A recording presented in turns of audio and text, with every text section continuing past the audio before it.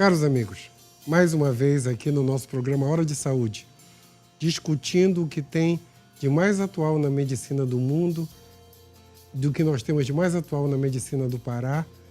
E hoje, com o convidado o Dr. Rodrigo Souza, o Dr. Rodrigo, dos nossos médicos mais novos, é atualmente o de maior formação acadêmica na área de hemodinâmica de cardiologia. Hemodinâmica é aquela parte da cardiologia que faz cateterismo e que implanta stent.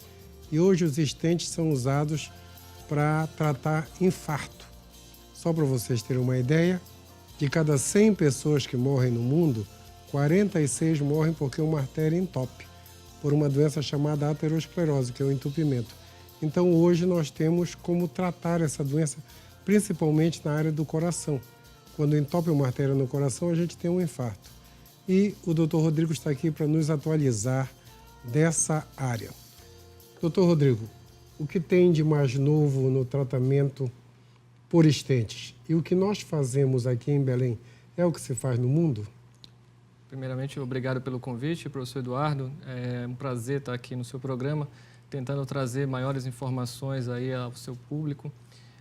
Bom, respondendo a sua pergunta, em relação ao que nós temos disponível em nossa cidade, a gente pode dizer que os dispositivos mais modernos atualmente no mundo nós temos disponíveis em Belém.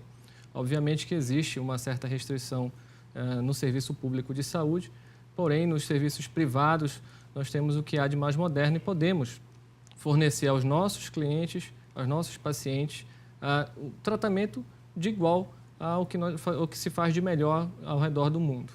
Me fala hoje, isso é uma coisa que todo mundo tem que saber. Hoje, uma pessoa infarta.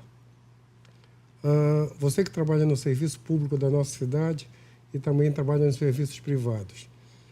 Como é que eu trato hoje alguém que infarta? Alguém teve um infarto, está com dor no peito, corre para o hospital. A gente tem em Belém uma infraestrutura, tanto no serviço público quanto no privado, para tratar essa pessoa igual como se trata em São Paulo, em Nova York, no mundo todo? Bom, primeiramente é importante a gente fazer uma distinção aqui aos dois tipos principais de infarto, que seria o infarto com supra ou sem supra, é uma linguagem técnica, mas isso importa muito para nós médicos na hora de definir que tipo de tratamento esse paciente vai ser submetido. O infarto com supra quer dizer obstrução completa do vaso. E nós temos uma janela relativamente curta, em torno de 12 horas, para promover a reabertura desse vaso. 12 horas hoje? 12 horas é o máximo de tempo. Porém, a gente sabe que quanto mais precocemente esse paciente chegar ao serviço de saúde, melhor vai ser o resultado obtido e menor vai ser a sequela que esse paciente vai ficar naquela área de músculo envolvida. E, muito provavelmente, aí, tratando precocemente, você evita que esse indivíduo até venha a ficar inválido, entre aspas, mas que tenha algum problema mais sério de saúde que vá levá-lo aí para a fila do INSS e ficar afastado, esse tipo de coisa. Certo. Uma pergunta. O trombolítico, eu sou da época eu iniciei a fazer trombolítico. Quando eu era chefe da UTI lá da Escola Paulista, as primeiras vezes que nós usamos trombolíticos em São Paulo, foi na escola, era comprado pelo contrabando, era um desespero para ter trombolítico. Ele ainda tem espaço no mundo atual?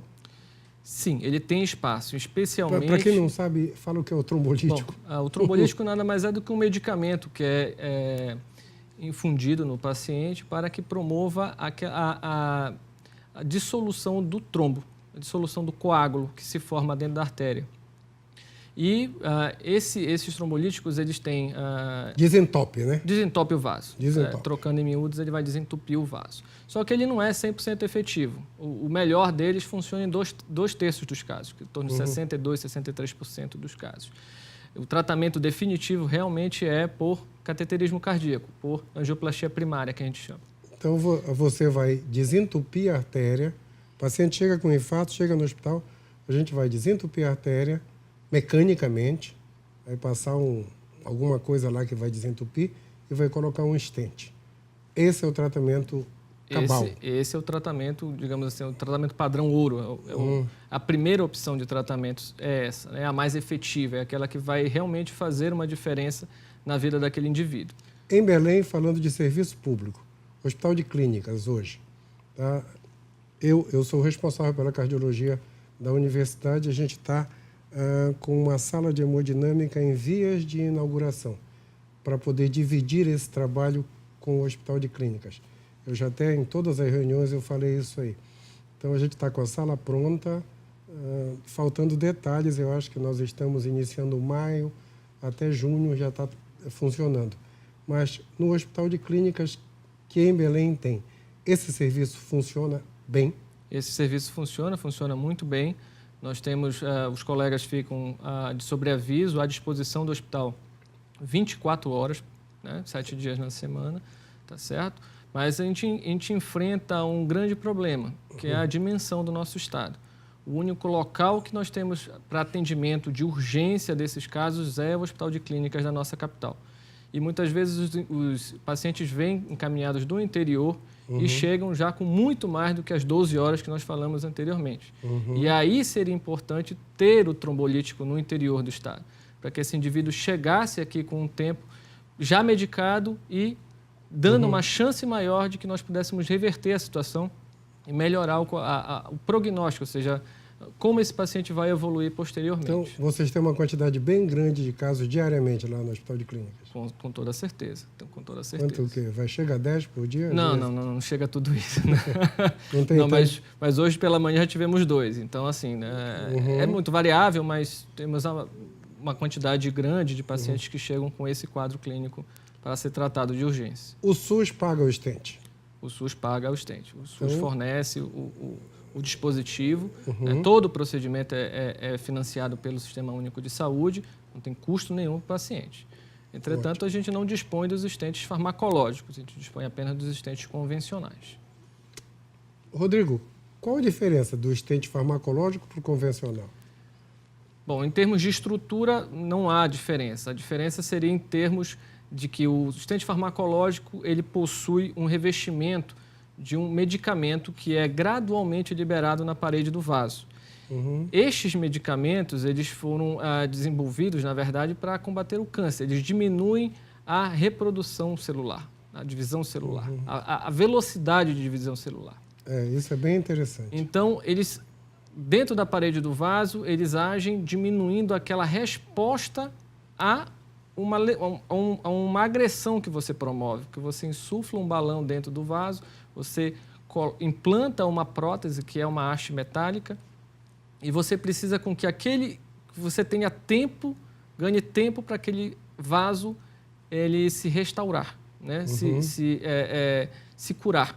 Certo. E esse tempo você ganha justamente com o fármaco, com o medicamento, revestindo esse dispositivo, que vai favorecer com que essas células se reproduzam com uma velocidade menor. Qual o percentual? Quando a gente coloca assim, quando surgiu o stent farmacológico, ele surgiu para evitar o reentupimento do vaso. Reentupimento do vaso. A gente chama reestenose, o reentupimento. Isso.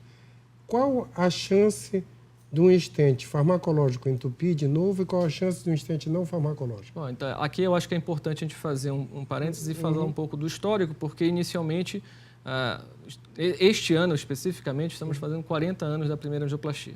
40 anos? 40 anos, que foi feita única e exclusivamente com balão. E naquela época, o que se seguiu na década de 80, foi que nós tínhamos quase 50% de reentupimento de vaso. E várias complicações, muitas vezes fatais, desses pacientes. No final da década de 80, se desenvolve o primeiro stent convencional, que inclusive foi implantado por um brasileiro em São Paulo. E, a partir daí, nós passamos a não ter esse reentupimento tão rapidamente, mas ele passou a ocorrer mais pelo crescimento celular, por dentro desse stent, que provocava o reentupimento. Então, mudou o mecanismo.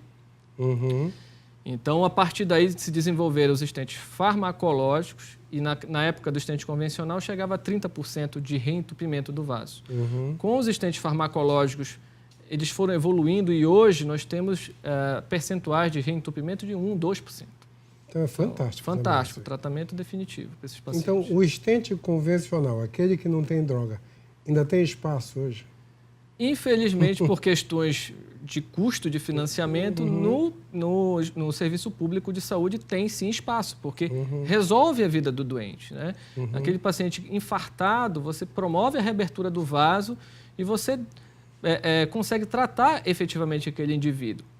Se ele vier eventualmente a ter uma restenose, estiver dentro daqueles 30% que nós falamos, faz-se um novo procedimento. Muitas vezes a gente até consegue disponibilizar um estente farmacológico nessa situação para este indivíduo. Então, são pontuais essas indicações para o Sistema Único de Saúde. No sistema privado, eu diria que 100% dos casos hoje em dia se utiliza estente farmacológico. Alguém coloca um estente hoje. Um paciente... eu que sou um pouquinho mais velho que você, eu sou da época do primeiro balão, tá? Eu sou da época do primeiro balão. Eu assisti... o Grundzig, o homem que fez o primeiro balão, me deu aula no Dante Pazzanese, em 79. Ele veio para um congresso, para uns 2 congressos aqui no Brasil. Ele era muito amigo do Dr. Eduardo Souza. O Dr. Eduardo Souza foi quem fez o primeiro, foi com quem me ensinou a colocar estente também, foi quem colocou o primeiro estente no Brasil. Então, nesses 40 anos, eu não chamo nem de evolução, essa revolução na história da medicina, do estente para o estente farmacológico. Antigamente, alguém infartava, ficava eu sou da época que o tratamento era contemplativo. A gente olhava para a pessoa e dizia, tomara que ele não morra, né? Dava sublingual, nitrato e ficava torcendo para não morrer. De repente, surgiu o trombolítico. De repente, surgiu o balão. E, de repente, surgiu o estente. E, de repente, surgiu o estente farmacológico. E nós, hoje, aqui em Belém, convivemos com esse dia a dia. Quer dizer, nós conseguimos... Hoje, uma pessoa infarta, chega no hospital, coloca um estente, fica um dia na UTI, um dia de repouso, vai para casa, segunda-feira vai para o trabalho, né? Esse salto de evolução foi fantástico. Agora, me fala uma coisa. Os estentes que não são de metal, eles... começaram a ganhar espaço ou ainda não? Então, esses dispositivos a gente nem chama de estente especificamente porque, como eles não são de haste metálica, eles são de polímeros, né? Então, eles são absorvidos pelo organismo cerca de 2 anos após o implante, né? Certo. Porém, eles ainda não chegaram no seu ponto ideal para ser efetivamente utilizado no dia a dia. Tiveram alguns problemas aí de aumento de alguns eventos de trombose tardia. Então, no momento, eles estão, digamos assim, em stand-by, esperando mais estudos para que comprovem a sua eficácia. Então, eu queria te agradecer essa primeira parte. Muito obrigado por essa primeira informação. Obrigado mesmo. Eu que agradeço.